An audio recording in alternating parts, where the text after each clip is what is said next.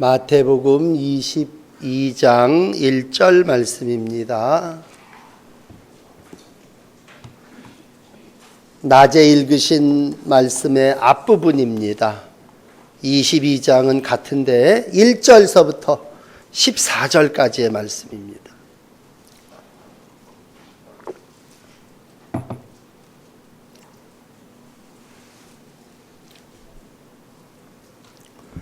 다 찾으셨으면 말씀을 한 절씩 교독하겠습니다. 마태복음 22장 1절 말씀, 예수께서 다시 비유로 대답하여 이르시되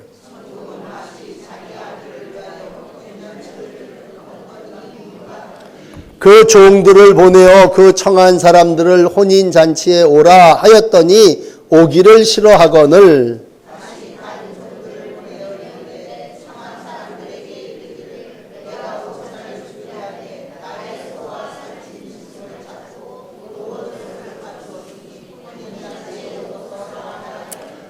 그들이 돌아보지도 않고 한 사람은 자기 밭으로 한 사람은 자기 사업하러 가고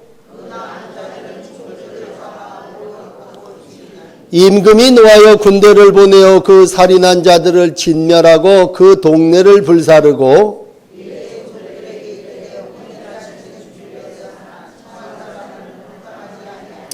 네거리 길에 가서 사람을 만나는 대로 혼인잔치에 청하여 오라 한데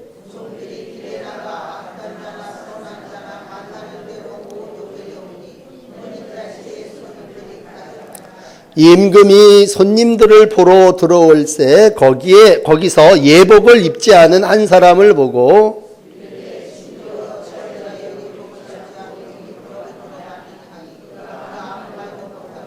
임금이 사환들에게 말하되 그 손발을 묶고 바깥 어두운 데로 내던지라 거기서 슬피 울며 이를 갈게 되리라 하니라.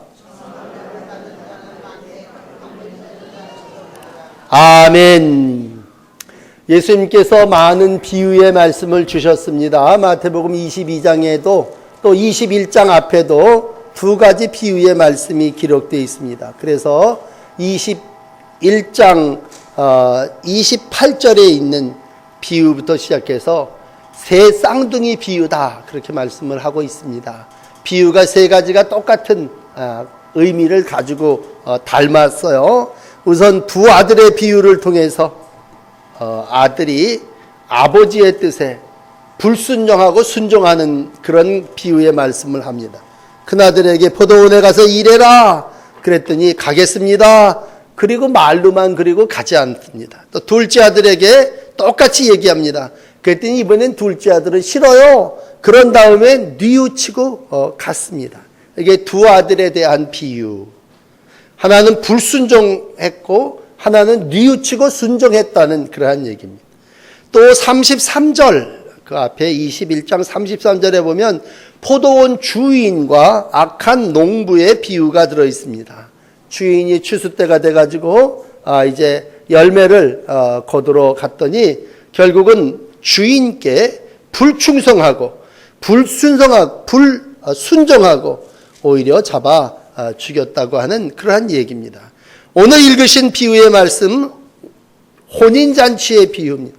근데 여기에 주인공은 임금이에요. 임금이 잔치를 배설했습니다. 어떻게 거역을 하겠어요? 그런데도 오늘 이 비유 중에 사람들이 거역하고 거절합니다. 결국에 가서는 혼인하고 또 쫓겨나게 되고 전쟁을 일으켜서 죽이는 사람도 죽여버리고 그래서 이제 불순종한 이들에 대한 책망이 있는 말씀입니다. 이 세 비유를 세 쌍둥이 비유라고 했을 때 공통점이 있는데 그건 뭐냐 하면요. 아버지에게 또 주인에게 임금에게 불순종했다는 얘기입니다.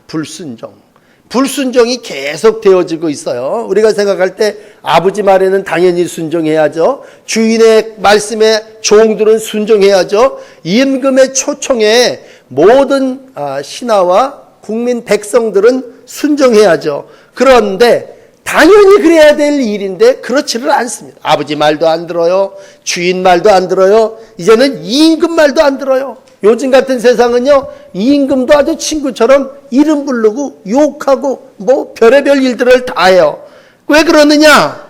교만입니다. 교만. 여러분 여러 가지 이유가 있겠지만 불순종은 어디에서 나오느냐? 교만이에요. 교만. 아, 너보다 나도. 너만 뭐 주인이냐? 너만 아버지고 너만 임금이냐? 나도. 아, 이러는 내가 살아있을 때 그건 교만이고, 교만은 오늘 비유의 말씀처럼 결국 패망하게 됩니다. 그렇다면 뭐 앞뒤 다 잘라내고 어떻게 하라는 말씀입니까? 순종하라는 얘기죠. 여러분, 신앙생활은 순종의 생활입니다.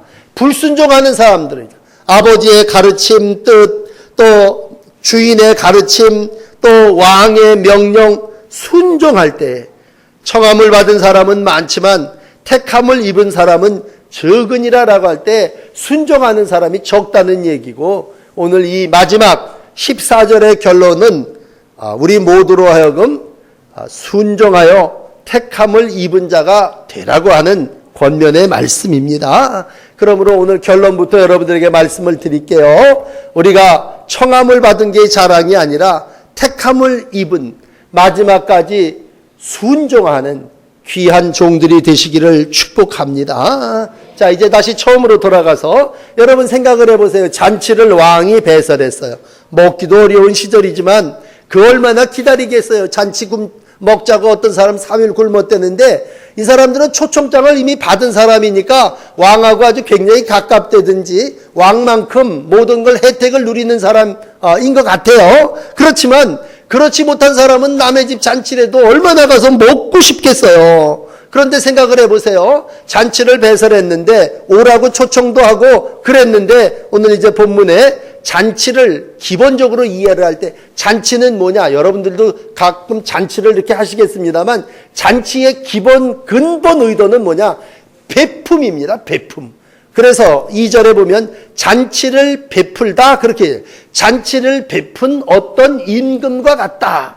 그러니까 잔치는 내가 다른 사람을 위해서 푸는 거예요. 베푸는 거야. 거기에는 평생 내가 이것을 베풀기 위해서 준비하고 노력하고 애쓰는 일이 있는 거고, 그 잔치는 내 것을 다른 사람들에게 먹이기 위해서 내놓는 게 잔치입니다. 그러므로 혼자 도시락 몰래 앉아서 먹는 걸 저 사람 잔치 안 해? 그렇게 얘기 안 해요. 잔치를 해서 아무것도 베풀지도 않고 전부 다 걷어들이기만 하면 그 사람은 뭐야? 아주 나쁜 사람이라고 그래요. 잔치를 한다고 하는 건 뭐냐? 그건 하나님께서 내게 주신 은혜와 모든 것을 총동원해서 베푸는 그러한 삶이에요. 그러니까 늘 우리가 잔치가 벌어졌다 그럴 때는 뭐예요? 아, 누군가가 베푸는구나 그랬을 때에 귀한 건 뭐예요?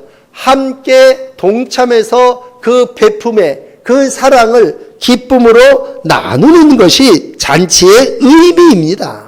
그러니까 잔치라고 하는 것을 근본적으로 이해를 할 때, 아, 누구네 집 잔치다. 그건 가서 내 기쁨을 위한 게 아니라 저 사람이 베푸니까 저 사람의 기쁨에 가서 같이 동참하자. 그런 의미예요. 그렇다면 나 바빠. 여기 이제 두 사람, 다른 비유에는 세 사람이 나오는데 여기 어떤 사람이 바빠요. 이 잔치를 베푸는데 오찬을 준비하는데 소와 살찐 짐승을 잡았어요. 모든 걸 갖췄어요. 그리고 오소서 초청했는데 여기 이제 두 종류의 사람이 나온다면 한 사람은 자기 밭으로 갔어요.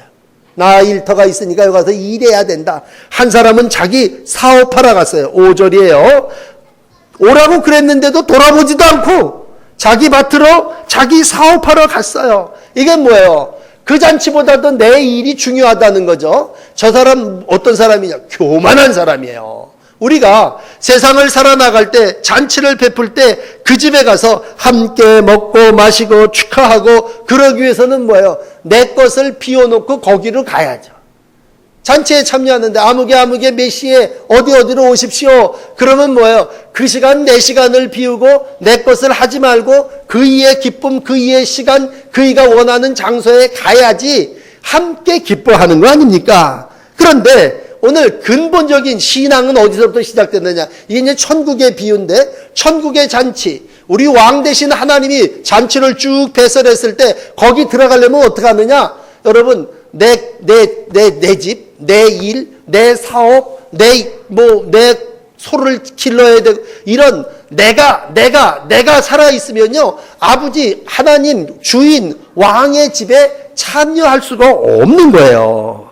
그러므로 기본은 이렇게 생각하시면 돼요. 신앙은 어떻게 하면 잘할 수 있습니까? 신앙은요, 나를 비우고, 내 시간, 내 계획, 이걸 비우고 어디에? 왕과 아버지와 임금의 시간에 맞추면 그 사람은 뭐야? 신앙생활 시작하는 사람이에요. 그러므로 하나님이 나하고 약속을 했어. 야, 아무개야, 어느 시간 어디에 어떻게 와라. 그럼 나 그 시간에 뭐 밭에 갈 일이 있는데요. 나 그 시간에 사업 약속이 있는데요. 그건 뭐야? 자기 일을 하면 잔치에 참여 못하는 거고, 내가 그러한 계획이 있고 내가 그러한 일을 해야 되지만 나를 뭐예요? 포기하는 거죠.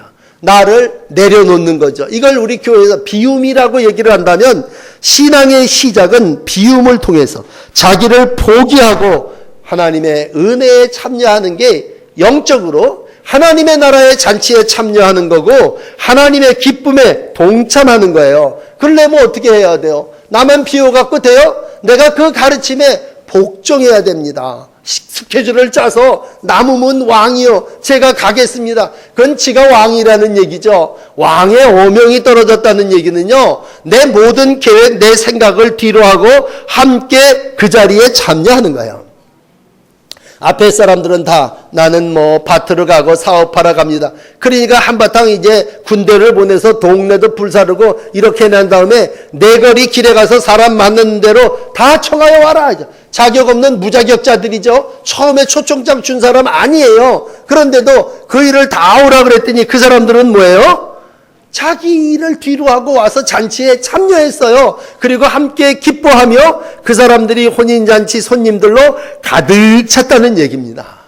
여러분, 우리가 천국에 간다, 하나님의 귀한 잔치에 참여한다, 뭐 1번 부름받은 바리새인이나 서기관, 사두개인 같은 사람들은 아니겠죠. 우리 다 그런 위치에 있는 사람은 아니지만 우리 자격이 없어요. 다른 성경에는 뭐 쩔뚝발이, 저는 자, 뭐 눈먼 자 다 길과 산을 가로질러 초청하라고 했을 때 하나님께서 나를 초청했다고 하는 건 감사고, 나 같은 사람도 불러주시니 은혜입니다. 그리고는 뭐예요? 나를 돌아보지 않고 가는 거죠. 다시 말씀드릴게요. 앞에 사람은 자기 일을 돌아보면서 자기 밭으로 가고 자기 사업으로 갔어요. 그렇기 때문에 잔치에 참여하지 못했고, 그렇게 거절하고 사양하는 사람이 하나님의 나라의 잔치에 참여 못한다는 얘기예요. 그렇지만 내가 나중에 부름을 받았지만 하나님의 부르심에 아멘, 감사합니다. 나같이 천한 것도 불러주시니 감사합니다. 잔치가 함께 기뻐하는 건데 내가 주인의 잔치에 참여하겠습니다. 난 자격이 없지만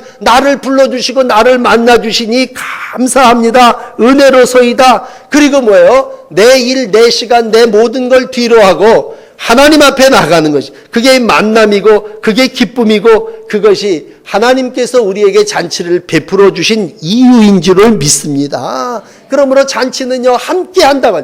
신명기 26장에 이런 말씀이 있어요. 내 집에 주신 복을 모든 레위인 너희 중에 우고하는 객 고아 과부들과 함께 즐거워할지니라. 그래서 늘 여러분들이 우리 교회가 잔치가 되고 축자가 되기를 소원합니다. 이 땅을 살아나가면서 우리의 바람이 있다면 뭐예요? 하나님 잔치 베풀고 살게 해주세요. 그 얘기는 뭐예요? 하나님 베풀면서 살게 해주세요. 그죠? 언제 우리 집에 누가 오든지 간에 퍼줄 수 있고 나눌 수 있고 베풀 수 있다고 하는 건 하나님의 복이고 기쁨입니다. 그러므로 교회가 베푼다고 할 때 교회는 근본적으로 뭐예요? 거둬들이는 데입니까? 나누어 주는 데죠. 복음을 나누어 주고 사랑을 나누어 주고, 우리가 근본적으로 하나님의 교회를 이 땅에 주님이 허락해 주신 건 뭐 여기에 모여서 너희들끼리 먹고 이렇게 하라는 얘기가 아니죠. 모든 사람들 사거리 네거리 다 돌아다니면서 자격 없는 사람들까지 다 불러다가 함께 하나님의 나라를 맛보고 하나님의 은혜를 나누라고 하는 것이죠. 그러므로 우리의 교회가 잔치집이 되기를 원합니다. 종교를 비유해서 좀 그렇습니다만 교회는요, 기독교는 뭐예요? 잔치 종교입니다. 불교는 무슨 종교일 것 같아요? 초상집이에요. 유교는 무슨 종교예요? 제사 지내는 집이에요. 우리가 신앙생활을 한다고 하는 건 기쁨이야. 그래서 기쁨이 너희 가운데 가득하라. 그 얘기는 날마다 잔치와 기쁨과 함께 하나님과 더불어 감사와 영광을 주님께 돌리라는 거죠. 초대교회가 너무나 아름다워요. 초대교회 사도행전 2장에 보면요, 잔치의 역사가 일어났습니다. 서로 교제하고 떡을 떼며 힘써 기도할 때에 서로 자기의 재산, 자기의 소유를 제 것이라고 주장하는 사람이 없어요. 다 모여서 기쁨과 순전한 마음으로 음식을 먹고 하나님께 찬미하고 영광을 돌리는데 그 자리가 뭐예요? 잔치집이에요. 그 자리가 하나님이 우리와 함께 계신 축제의 자리예요. 오늘도 주인의 기쁨에 참여하시고 주님을 기뻐하시는 교회, 하나님의 축제가 가득한 하나님의 귀한 잔치집인 동인천 교회가 되기를 축원합니다. 자, 그러면 잔치를 베푸는데 하나만 더 얘기합시다. 임금이 이제 손님들이 가득 찼으니까 11절에 왔어요. 쭉 둘러봅니다. 이렇게 쭉 둘러보는데 깜짝 놀란 건 뭐예요? 예복을 입지 않고 들어온 한 사람이 있어요. 이게 방향 내용이 바뀌어진 거예요. 잔치에 다 초청이 와서 쭉 와서 잔치를 이제 이것저것 뭐 살찐 송아지도 먹고 막 이러는데, 친구 어찌하여 예복을 입지 않고 여기 왔냐? 유구무원입니다. 할 말이 없어요. 왜? 당연히 입고 와야 되거든요. 왕의 잔치에 초청을 받으면 왕의 옷을 입고 왕에 어울리게 예복을 입고 와서 있어야 되거든요. 그런데 이 사람은 그냥 오라 그래서 왔는데 자기 옷 그대로 입는 거예요. 내 옷을 벗고 예복을 입는 것이 잔치의 기본 입장권이에요. 그러므로 예복 입고 주님 앞에 서야 되고, 예복 입고 그 잔치에 모든 사람이 다 그래요. 여기 오는. 그러면 자기만 안 입었어. 그럼 얼른 가서 갈아입고 와야 되는데 이 사람은 그러지도 못해요. 그러니까 오늘 왜 너 여기 아무 옷지 않고 왔냐 그랬을 때 할 말이 없는 거야. 12절 아랫부분에 아무 말도 못한다고요. 그렇다면 우리가 생각할 때 아유, 저 사람 좀 뭐 실수했나 보다. 에이, 뭐 100명 중에 한 사람은 그럴 수도 있지, 이렇게 넘어갈 것 같은데, 이 비유가 우리에게 주시는 핵심은 뭐냐면요, 임금이 사환에게 저놈 손발 묶어라, 어두운 데다 내 패댕이 쳐라, 저놈은 거기서 슬피 울며 이를 갈게 될 거다. 어휴, 무섭습니다. 여러분, 예복 안 입었다고 아니 손발 묶고 어두운 데다 갖다 울며 이를 갈며 마치 지옥에 던져지는 그러한 모습을 그대로 보여주고 있습니다. 한마디로 예복 입지 않으면 들어왔을지라도 쫓겨난다는 얘기예요. 오늘 우리가 두 사람을 만나요. 오라 그래도 안 오는 사람이 있어요. 왔는데 여전히 순종하지 않고 격식을 갖추지 않고 자기 식대로 자기 옷을 입고 있는 사람이 있어요.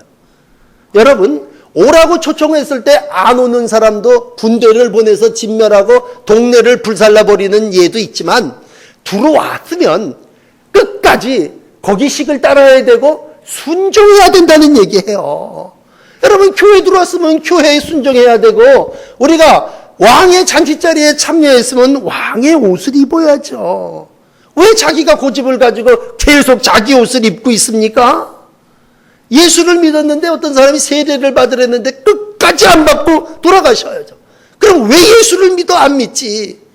교회에 들어왔으면 예수를 믿겠다고 그러고 예수를 믿었으면 당연히 세례를 받았고 하나님의 거룩한 자녀로서 거듭나야죠. 그러므로 여러분, 누구든지 예수와 합하여 세례 받은 사람은 예수 그리스도로 옷 입는 사람이에요. 어떤 사람은 그냥 교회 와서도 끝까지 자기 고집만 부리는 거예요. 난 안 하겠다고, 난 안 입겠다고, 난 못하겠다고. 그러나 여러분, 여기 와서 옛날의 옷을 벗어버려야 새 옷을 입는 거고, 죄의 옷을 벗어버려야 예수 그리스도의 옷을 입혀주시는 거고, 어린 양의 피로 씻은 옷을 입어야 마지막 하나님, 빛나는 세마포 옷 입고 거룩한 천국 하나님의 나라에 들어가게 되는 줄을 믿습니다. 그러므로 일단 들어왔으면 옷을 갈아입어야 돼요. 예복을 입어야 돼요. 그래야지 내 더러운 추한, 내 부족한 모든 것들이 다 감추어지는 거예요. 그러므로 하나님의 집에 온 사람, 잔치에 온 사람 누구냐? 그 사람은 죄가 가리워진 사람이고, 죄가 덮여진 사람은 복이 있는 사람인 줄을 믿습니다. 우리가 어떤 때는요, 뭐 생각이 없는 사람이 누가 있겠어요? 그렇지만 모든 일에 중요한 건 순종입니다. 여러분, 하나님의 나라는 누가 가느냐? 순종하는 사람이 가요. 또 지옥에 누가 가느냐? 불순종한 사람이 가요. 오늘도 오지 않은 사람들이 불순종한 사람이요, 와서도 옷을 안 갈아입은 사람이 수족을 결박하여 바깥 어두운데 던져진다고 하는 그런 얘기입니다. 오늘 이 비유의 말씀을 우리가 본다면 우리가 언젠가는 이 집에 살다가 이제 하나님이 우리를 위해서 예비한 저 천국집에 가겠죠. 저 천국집에 가는 방법이 뭡니까? 그랬을 때 사람이 죽으면 다 옷을 입히고 그리고 다 이제 관에 넣어서 장례를 치르는 것처럼 하나님 아버지의 집에 가면 아버지의 옷을 입고 아버지의 영광에 참여하며 많은 이들과 함께 주의 나라를 이루어 가는 줄을 믿습니다. 그러므로 오늘 이 비유 뭐 다 아시는 얘기입니다만 똑같이 취급받아요. 오지 않는 사람이나 와서 옷을 예복을 입지 않는 사람이나 오늘도 하나님은 똑같이 천국 입장 불가 말씀하시고 잔치는 모든 사람과 더불어 함께 누려야 되는 것임을 우리 가운데 말씀해 주시고 있습니다. 교회가 천국이고 여러분 가정이 천국이고 온 식구들이 주님의 초청에 기뻐하면서 항상 하나님의 말씀이 나누어지고 하나님이 주시는 기쁨이 충만한 교회로 날마다 이곳에 네 거리를 돌아다니며 사람을 불러 채우라고 할 때 여러분 이 귀한 사명 잘 감당하시는 주의 종의 날들이 되시기를 축복합니다. 기도하겠습니다. 하나님, 우리를 일찍이 초청해 주셔서 하나님의 혼인잔치에 참여한 자가 되게 하시고 매주일 매일 하나님의 말씀의 잔치를 먹으며 꼴을 먹고 살 수 있도록 축복해 주시니 감사합니다. 오늘도 비유의 말씀을 통해서 불순종의 사람들을 만났습니다. 초청하지만 여러 핑계로 자기 일에 바쁘다고 오지 않는 사람들이 있고 왔지만 여전히 자기를 고집하고 예복을 입지 않는 사람들이 아버지 불에 타고 던지어지고 하나님의 나라에 참여하지 못함을 우리 가운데 말씀해 주셨습니다. 주님, 저희들의 형제와 자매들 중에 믿음을 거부한 사람들이 있습니다. 또 우리의 식구들 중에 끝까지 자기의 고집을 피우는 그러한 사람들이 있습니다. 주님, 이들과 함께 천국에서 만나야 할 터인데 우리가 더욱 강건하게 하여 주시고 내 집을 채우라고 하시는 주님의 지상명령을 따라서 하나님 복을 전하게 하시고 말씀을 증거하게 하시고 천국을 초청하는 귀한 사명자의 날들을 살아나가게 하여 주시옵소서. 가족을 만나고 형제를 만나고 이웃을 만나고 친구들을 만날 때마다 부르시는 주님의 초청에 모든 사람이 응하게 하여 주시고 초대받은 기쁨을 함께 누리게 하여 주시고 택한 자들이 마지막 하나님의 나라의 기쁨과 즐거움을 나누는 귀한 날들을 살게 하여 주시옵소서. 삼부여선교회를 축복하시는 아버지 하나님, 마지막까지 택함받은 자로 적지만 하나님의 영광에 참여하게 하여 주시고 예복 있고 봉사와 사랑으로 헌신하다가 주님 부르시는 그날 기쁨으로 천국에 이를 수 있는 믿음의 가족들이 되게 하여 주시옵소서. 오늘도 낙심한 심령들도 있고 하나님의 성전에서 멀어진 이들도 있습니다. 주님, 마지막 때에 다 주의 잔치에 참여하게 하여 주시고 하나님의 영광 주의 나라에 이르도록 은혜 베풀어 주시옵소서. 예수님 이름으로 기도합니다. 아멘.